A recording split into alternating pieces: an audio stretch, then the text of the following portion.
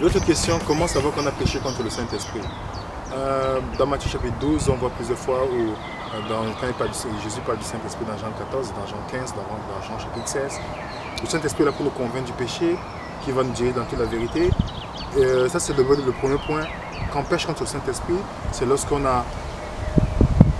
rejette chaque fois l'appel de Dieu à la repentance. C'est-à-dire on attriste le Saint-Esprit. C'est pourquoi Paul dit dans Ephésiens, n'attristez pas le Saint-Esprit.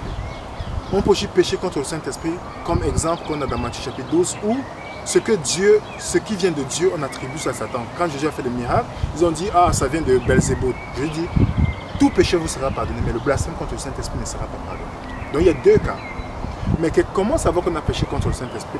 Première chose, celui qui a péché contre le Saint-Esprit ne se rend pas compte. Le fait que vous posez la question, ah, est-ce que j'ai péché contre le Saint-Esprit, prouve que vous n'avez pas péché contre le Saint-Esprit.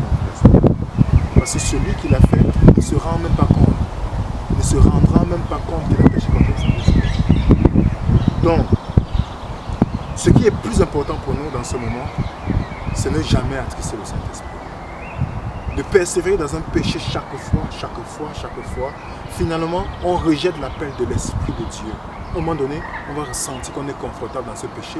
On va faire ce qu'on appelle, on va tomber dans la dissonance cognitive. La dissonance cognitive, c'est la maladie du christianisme aujourd'hui, où les gens, à cause d'un péché, qu'est-ce qui arrive? Ils peuvent changer leur expérience, leur croyance que de changer leur péché, leur expérience. Donc mon expérience est tellement forte, j'aime ce péché que je peux ajuster ma foi à mon péché pour que je peux continuer à faire ce péché. Et c'est ça qui nous amène à attrister le Saint-Esprit au fur et à mesure. À un moment donné, on attend que l'appel de Dieu concernant cette chose-là. Donc si vous posez la question sur le péché contre le Saint-Esprit, ça veut dire que vous n'êtes pas encore péché. Donc il y a encore la possibilité de se repentir, d'aller vers Jésus qui nous donne son Esprit Saint qui va nous convaincre du péché. Que Dieu vous bénisse.